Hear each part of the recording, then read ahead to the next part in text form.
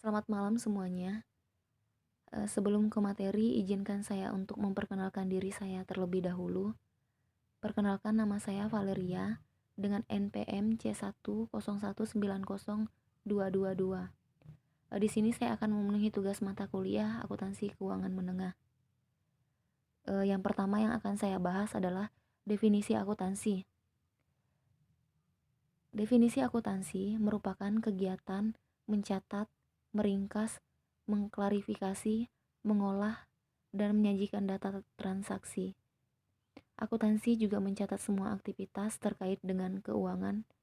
Definisi akuntansi adalah suatu kegiatan jasa yang fungsinya menyediakan informasi, dan informasi tersebut dalam bentuk kuantitatif, terutama yang bersifat keuangan tentang entitas ekonomi yang berguna dalam mengambil keputusan ekonomi. Kemudian ada klasifikasi bidang akuntansi. Di sini ada akuntansi keuangan atau disebut dengan financial accounting. Financial accounting suatu unit ekonomi secara keseluruhan, di mana akuntansi keuangan berhubungan dengan pelaporan keuangan untuk pihak-pihak di luar perusahaan.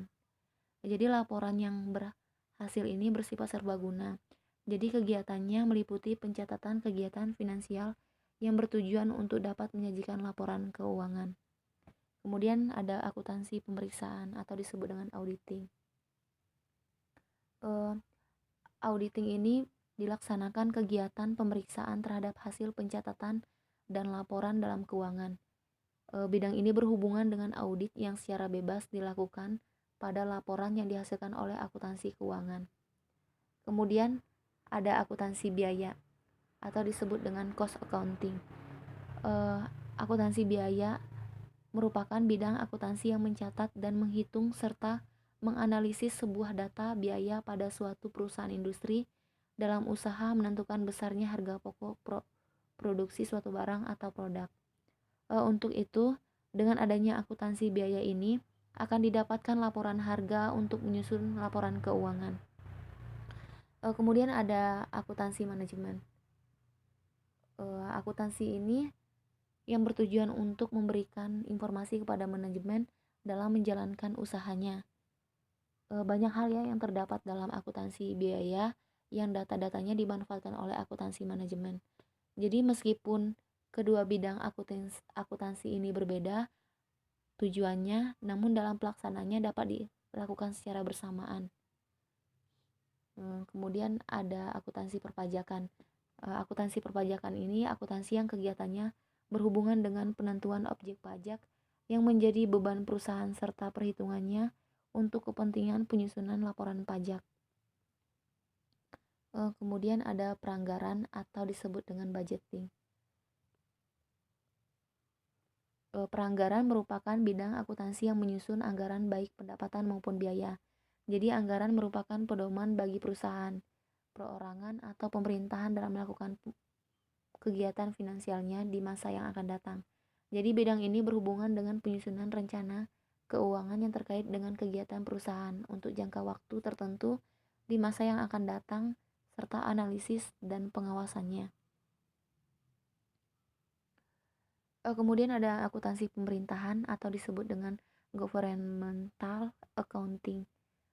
Akuntansi pemerintahan ini bidang akuntansinya diterapkan di lembaga pemerintahan. Jadi akuntansi pemerintahan ini bertujuan untuk menyajikan sebuah laporan keuangan, pengendalian, dan pengawasan keuangan negara. Akuntansi pemerintahan ini diharapkan dapat mengatur administrasi keuangan negara dengan baik. Kemudian bidang ini juga mengkhususkan diri dalam pencatatan dan pelaporan transaksi di bidang pemerintahan. Kemudian ada sistem akuntansi. Sistem akuntansi yang merupakan bidang akuntansi yang melaksanakan kegiatan dengan merancang cara melakukan pencatatan akuntansi agar aman, efektif, dan efisien. Jadi mulai dari organisir dokumen sampai menyusun prosedur pencatatannya. Kemudian ada akuntansi anggaran. Akuntansi anggaran ini akuntansi yang kegiatannya berhubungan dengan pengumpulan, pengolahan data, operasi keuangan yang terjadi, serta taksiran kemungkinan yang akan terjadi untuk kepentingan penetapan rencana operasi keuangan perusahaan. Jadi dalam suatu periode tertentu akuntansi anggaran ini menjadikan kepentingan penetapan rencana operasi keuangan perusahaan anggaran dalam suatu periode ini. Kemudian ada akuntansi perbankan. Akuntansi yang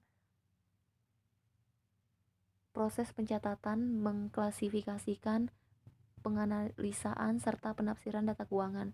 Maka secara umum dapat diketahui bahwa akuntansi perbankan ini adalah proses akuntansi bank yang juga meliputi pencatatan, pengklasifikasian, penganalisaan, penafsiran data keuangan bank yang dilakukan secara sistematis guna memenuhi kebutuhan pihak yang berkepentingan baik internal maupun eksternal.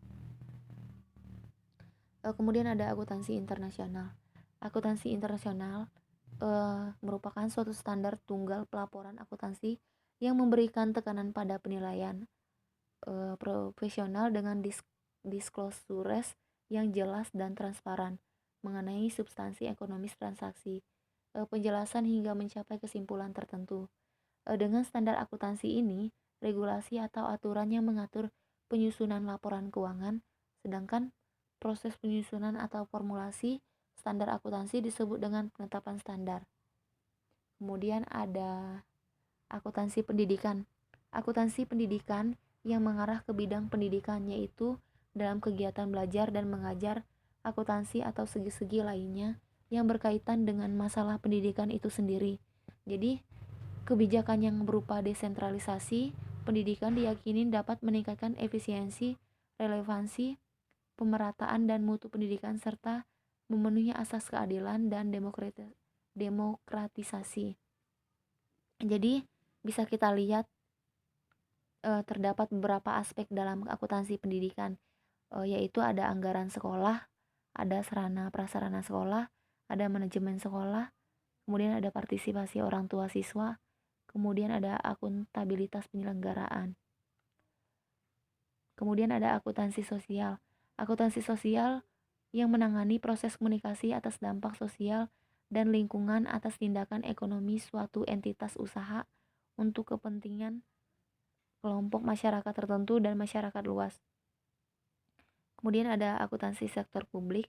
Akuntansi ini dana yang masyarakat yang selanjutnya dapat diartikan sebagai mekanisme, teknik, dan analisis akuntansi yang diterapkan pada pengelolaan dana masyarakat di lembaga-lembaga tinggi negara dan departemen-departemen di bawahnya. Kemudian yang terakhir ada akuntansi keprilakukan. Akuntansi ini adalah ilmu akuntansi yang dikombinasikan dengan ilmu sosial.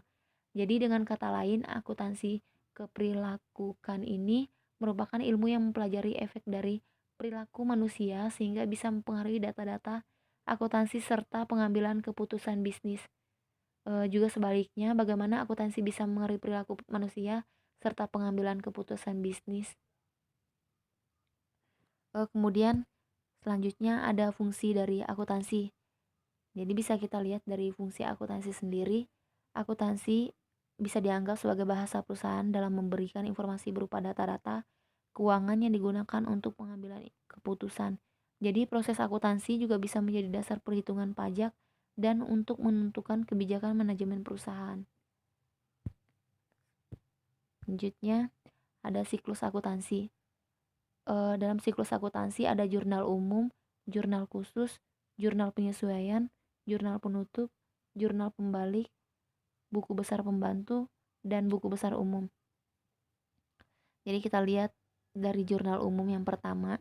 Jurnal umum itu yang dipergunakan untuk tempat melakukan pencatatan bagi segala jenis bukti transaksi keuangan yang muncul akibat terjadinya beberapa transaksi keuangan perusahaan dalam suatu periode tertentu. Kemudian ada jurnal khusus.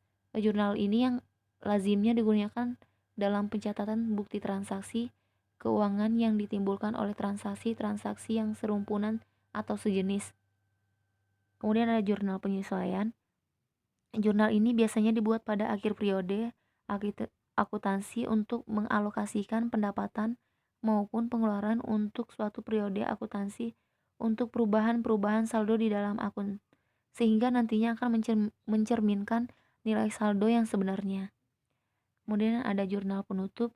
Jurnal ini yang dibuat pada akhir periode akuntansi untuk menutup akun-akun nominal, serta akibat penutupan ini saldo akun tersebut akan menjadi nol pada awal periode akuntansi.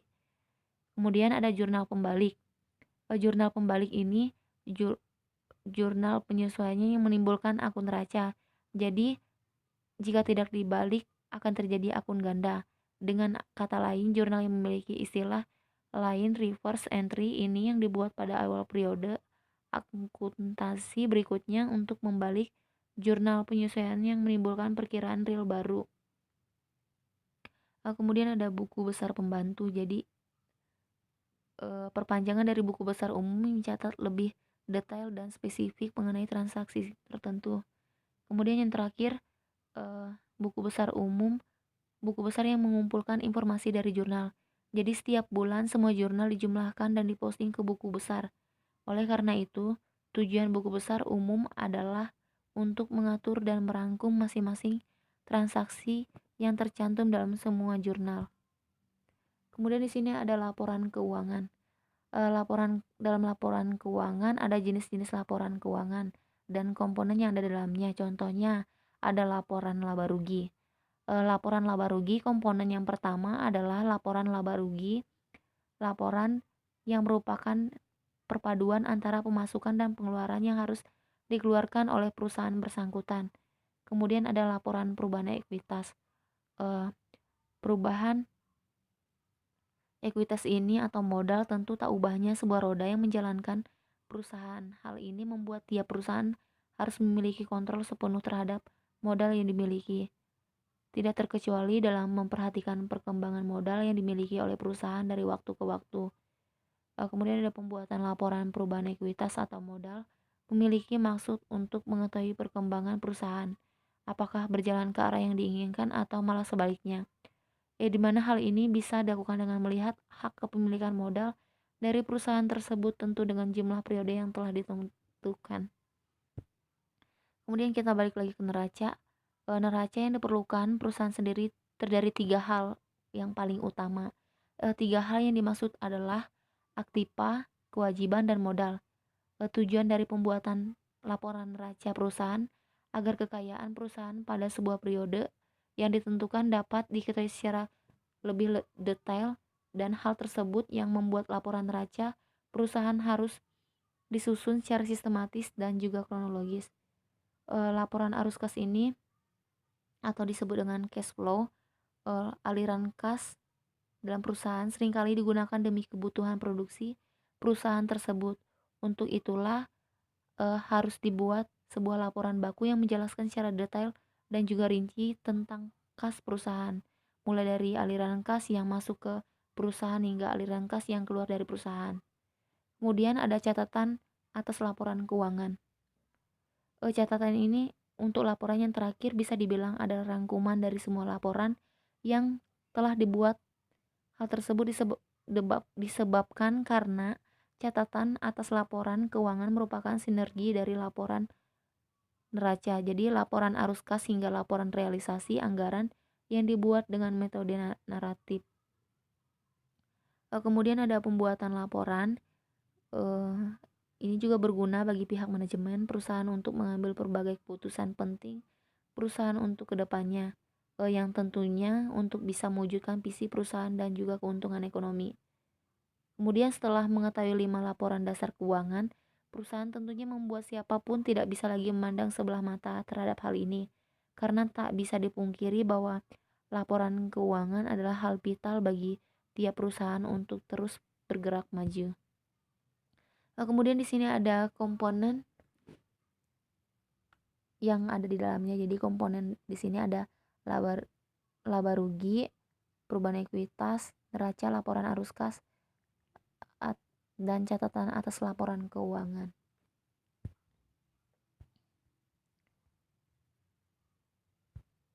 Lanjut, di sini ada laporan keuangan dan manfaatnya.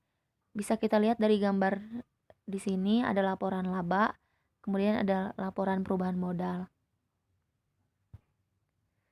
Ada neraca atau disebut dengan balance sheet. Terus kemudian ada laporan arus kas. Hubungan antara laporan keuangan ini ada pendapatan biaya, ada saldo akhir kas, ada arus kas dari aktivitas operasi, ada investasi, ada pembiayaan kegiatan. Kemudian di sini ada pengguna laporan keuangan. Jadi pengguna di sini ada investor, ada karyawan, ada kreditur, ada pemasok, rekanan, dan kreditur usaha, ada pemerintah, ada pelanggan, ada masyarakat. Kemudian perbedaan laporan keuangan di perusahaan jasa dan perusahaan dagang. Jadi perusahaan jasa ini berbeda dengan perusahaan manufaktur karena perusahaan jasa memiliki laporan keuangan yang mirip dengan perusahaan dagang, hanya saja tidak memiliki persediaan barang dagang dalam laporan neracanya. Bentuk dari produknya merupakan layanan sehingga tidak memiliki wujud layaknya produk dari perusahaan dagang maupun manufaktur. Sedangkan perusahaan dagang tidak memiliki persediaan yang rumit, layaknya perusahaan manufaktur. Perusahaan dagang dalam menghitung harga pokok penjualannya hanya membutuhkan laporan stock of name dari persediaan barang dagang yang dimilikinya. Jadi, perusahaan dagang juga tidak mengenal perusahaan bahan baku maupun persediaan barang dalam proses. Hal ini dikarenakan perusahaan dagang menjual produk yang siap dijual tanpa harus mengolah atau merubah produk tersebut. Kemudian ada di sini perhitungan harga pokok penjualannya. Perhitungannya ada pembelian bersih sama dengan pembelian bersih ditambah nilai angkut pembelian. Kemudian dikurangi retur pembelian, terus ditambah potongan pembelian. Kemudian ada barang tersedia untuk dijual sama dengan persediaan awal barang dagang ditambah dengan pembelian bersih. Kemudian dengan ada HPP perusahaan dagang sama dengan barang tersedia untuk dijual dikurangi persediaan akhir.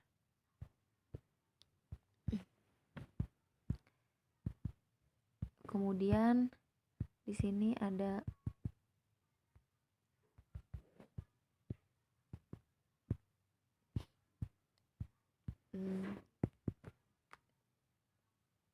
satu barang.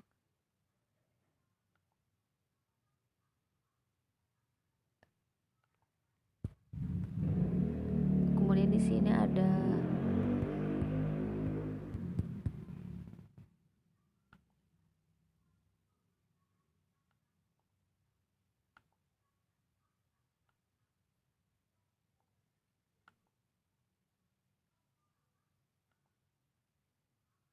Kemudian di sini ada barang.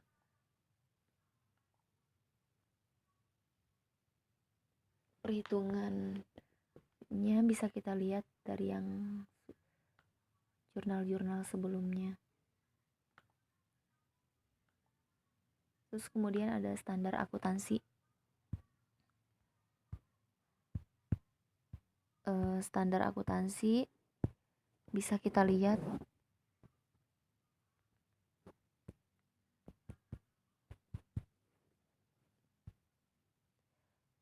di dalam standar akuntansi ada jenis-jenis standar akuntansi yang ada di Indonesia. PSAK IFRS, SAK Etap, PSAK Syariah, SAP.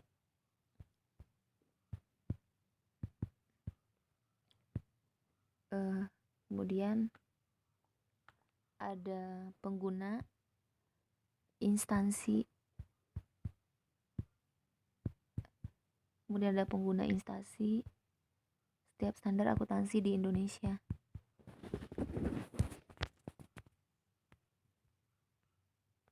Pengguna instansi PSK Syariah yang merupakan pedoman yang dapat digunakan untuk lembaga-lembaga kebijakan syariah seperti bank syariah, penggadaian syariah, badan zakat, dan lain sebagainya. Pengembangan standar akuntansi ini dibuat berdasarkan acuan dari fatwa yang dikeluarkan oleh MUI atau disebut dengan Majelis Ulama Indonesia. SAP dibuat untuk menjamin transparansi, partisipasi, dan akuntabilitas pengelolaan keuangan negara demi terwujudnya pemerintah yang baik dan bersih. Kemudian ada standar akuntansi, di sini ada dua. Standar akuntansi keuangan atau disebut dengan SAK, ada International Financial Accounting Standard atau disebut dengan IFRS. Perbedaan laporan keuangan berdasarkan SAK-nya dan IFRS-nya, ada neraca, ada laporan kinerja keuangan, ada laporan laba rugi, ada laporan arus kas, ada keuntungan kerugian pendapatan komprehensif, ada komponen laporan laba rugi. Perbedaan SAK dan PSAK-nya bisa kita lihat pada penyajian laporan laba ruginya. SAK menggunakan judul laporan laba rugi, sedangkan PSAK umum menggunakan judul laporan laba rugi komprehensif. Kemudian dalam catatan atas laporan keuangan, perbedaannya terletak pada pengungkapan modal dalam SAK etap tidak sama dengan pengungkapan modal dalam PSAK umum. Laporan arus kas pada SAK arus kas aktivitas operasi menggunakan metode tidak langsung dan tidak mengatur arus kas mata uang asing. Kemudian di sini ada badan usaha. Badan usaha ada perseroan terbatas. Perseroan terbatas ini sering disebut dengan PT. PT ini adalah suatu badan hukum untuk menjalankan usaha yang memiliki modal terdiri atas saham-saham yang pemiliknya memiliki bagian sebanyak saham yang dimilikinya. Karena modalnya terdiri saham-saham yang dapat diperjualbelikan, maka perubahan kepemilikan perusahaan bisa dilakukan tanpa perlu membubarkan perusahaan tersebut. Perseroan terbatas ini merupakan badan usaha dan besarnya modal perseroan tercantum dalam anggaran dasar kekayaan perusahaan terpisah dari kekayaan pribadi pemilik perusahaan sehingga memiliki harta kekayaan sendiri. Setiap orang dapat memiliki lebih dari satu saham yang menjadi bukti pemilikan perusahaan. Jadi pemilik perusahaan ini, pemilik saham ini mempunyai tanggung jawab yang terbatas, yaitu sebanyak saham yang dimiliki. Apabila utang perusahaan melebihi kekayaan perusahaan, maka kelebihan utang tersebut tidak menjadi tanggung jawab para pemegang saham. Apabila perusahaan mendapat keuntungan, maka keuntungan tersebut dibagikan sesuai dengan keuntungan yang ditetapkan.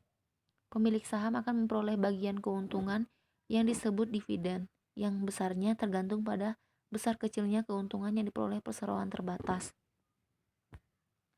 Kemudian ada persekutuan. Persekutuan ini adalah gabungan dua orang atau organisasi atau lebih yang menjalankan suatu usaha secara bersama-sama dengan tujuan untuk mendapatkan keuntungan atau laba. Jadi saat dilakukannya persekutuan harus dibuatkan juga perjanjian secara tertulis terlebih dahulu. Persekutuan partnership merupakan gabungan dua orang atau lebih yang memiliki dan menjalankan usaha untuk mendapatkan laba. Kemudian ada kemudian di Indonesia juga terdapat 3 jenis persekutuan yang diakui oleh Kitab Undang-Undang Hukum Perdata atau KUHP, persekutuan perdata, firma, dan persekutuan terbatas CV. Kemudian ada perseorangan. Perusahaan perseorangan adalah perusahaan yang dimiliki oleh satu individu. Jenis perusahaan perseorangan ini yang paling umum adalah penyedia jasa profesional seperti pengacara, arsitek, agen, properti, dan dokter. Jadi perusahaan perseorangan ini mudah untuk didirikan. Bahkan kita sendiri sudah menjadi pemilik usaha. Tidak ada ketentuan hukum atau dokumen-dokumen yang harus diisi untuk mendirikan perusahaan perseorangan. Kemudian ini tentunya menjadi salah satu kelebihan utama. Selain itu, pemilik-pemilik perorangan biasanya dapat membuat keputusan bisnis tanpa konsultasi dengan pihak lain. Jadi kemampuan menjadi pemimpin sendiri merupakan alasan utama mengapa banyak orang menjalankan usahanya sebagai perusahaan perseorangan. Kemudian kita lanjut ke periode pelaporan keuangan. Ada periode kalender di sini atau disebut dengan fiscal year yang sering disingkat FY atau tahun fiskal. Adalah periode 12 bulan yang digunakan oleh perusahaan dan pemerintah untuk pelaporan dan penganggaran keuangan yang kadang-kadang mengikuti tahun kalender dari Januari ke Desember dan kadang-kadang tidak.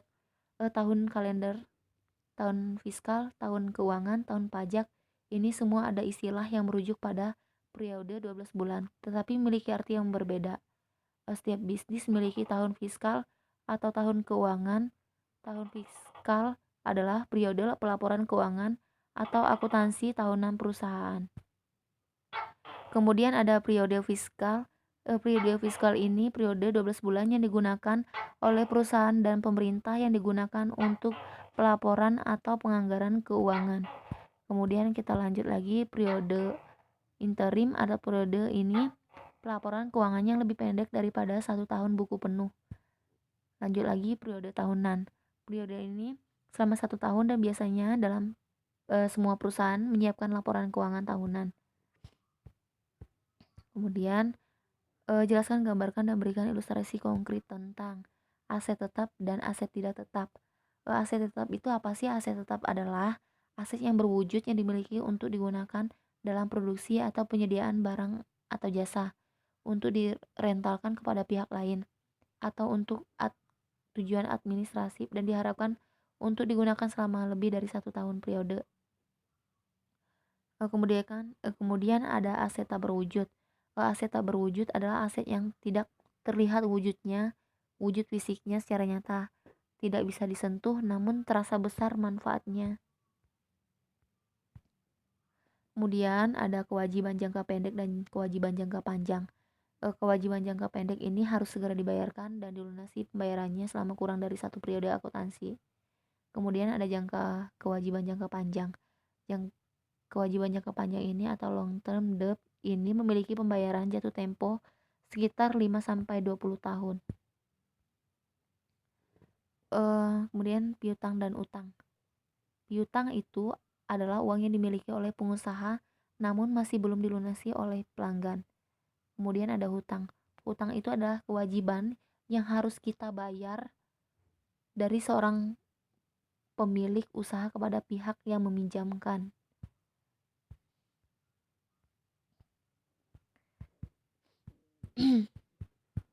Kemudian ada pendapatan dan diterima di muka. Pendapatan yang adanya pembayaran dari konsumen namun produk dan jasanya belum diberikan oleh perusahaan. Jadi pendapatan diterima ini biasa dikenal dengan private income. Di sini juga ada aset berwujud dan aset tidak berwujud. Aset berwujud itu aset yang diperoleh dari pembelian tunai, kredit maupun membangun sendiri. Kemudian ada aset tetap tidak berwujud. Aset ini yang diperoleh dari hak kontraktual atau dari pemerintah. Ada depresiasi, deflasi, dan amortisasi.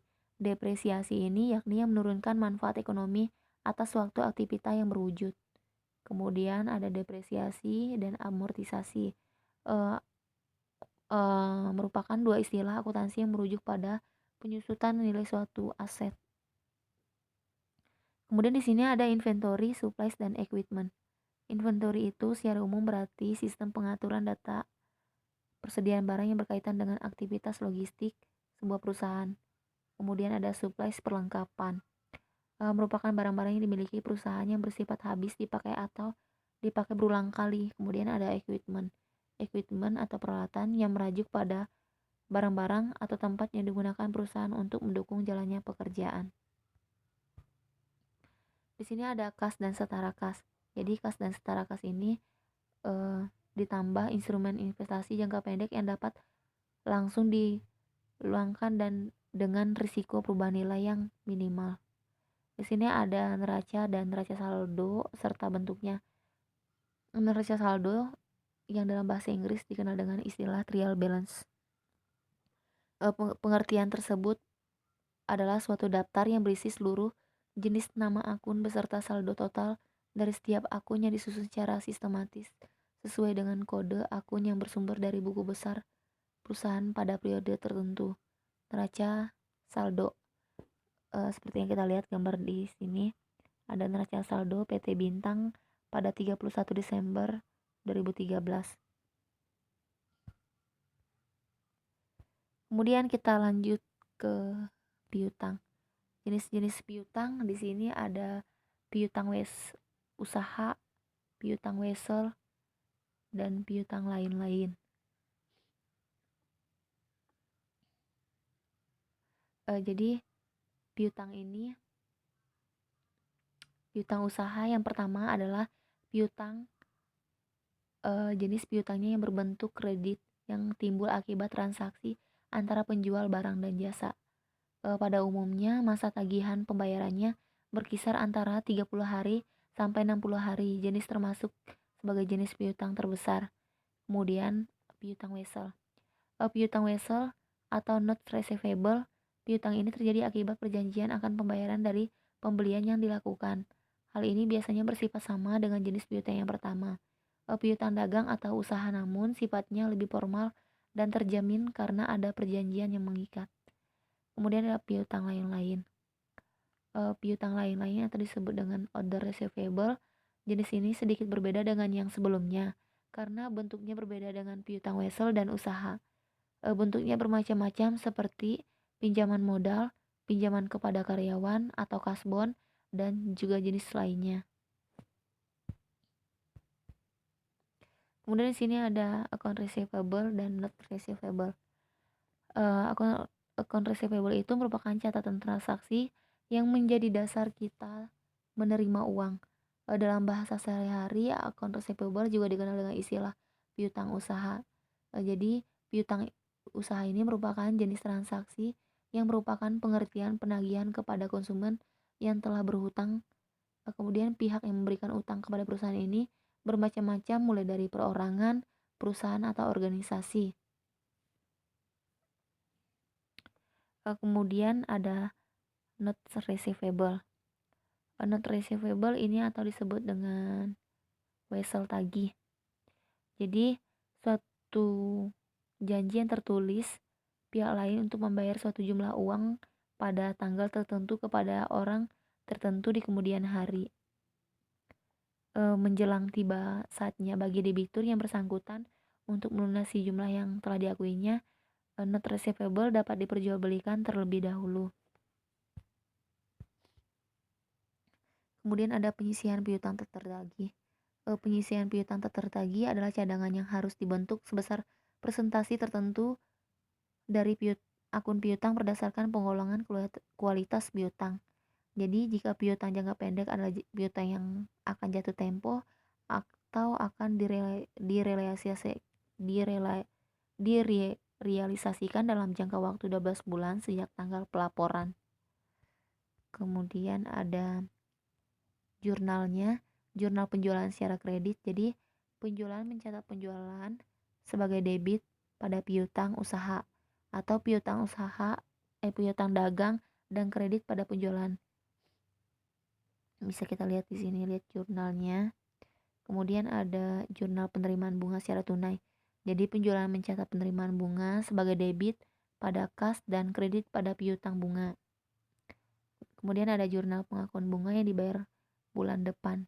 Penjualan mencatat pengakuan bunga yang dibayar bulan depan sebagai debit pada beban bunga kredit pada piutang bunga. Kemudian ada